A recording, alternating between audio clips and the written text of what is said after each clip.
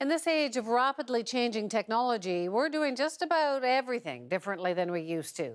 But this Valentine's Day, here's a little reminder that some things don't change, including the quest for true love. CBC's Aaron Saltzman has that story. Zeke, let's go.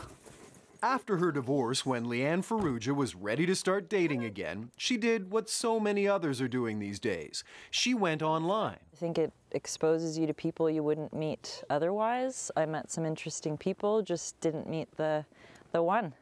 It's the sort of sentiment a lot of singles seem to be expressing about online dating sites. Farmers, ranchers, and good old country folks. They are popping up all over the internet. It is called personals.com. Personals. They are increasingly customized. And I actually think that's a great idea because the only person who wants to hear a story about a cat is someone who wants to tell a story about a cat. But online dating sites say critics have plenty of people who aren't quite who they say they are. Perhaps it's time to turn back the clock. Mama! Mama! Yente, the matchmaker is coming. Maybe she's finally found a good match for you, Zeitel. Meet a matchmaker. I've met with every single one of my clients. I've vetted them. I've ensured that, they're decent people and they are who they say they are. If that still sounds a bit too formal, what is your idea of a perfect date? May we suggest a visit to the Seventh Sister Bakery? In some ways, baking is like matchmaking. Like, you have all your ingredients on paper, but then it's the kind of alchemy of how it comes together and if it will come together.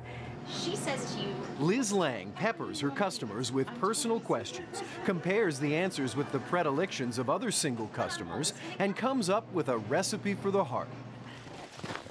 Before you dismiss the concept, consider Leanne Ferrugia. Come on, George. She walked into Liz Lang's bakery and was matched up with Larry Rowland. Within the first meeting, we knew that this was it. Yeah. Yeah. Mm-hmm. It was like a lightning bolt.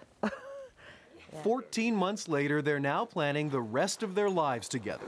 A modern-day romance, born of a time-worn tradition. Aaron Saltzman, CBC News, near Mono Mills, Ontario.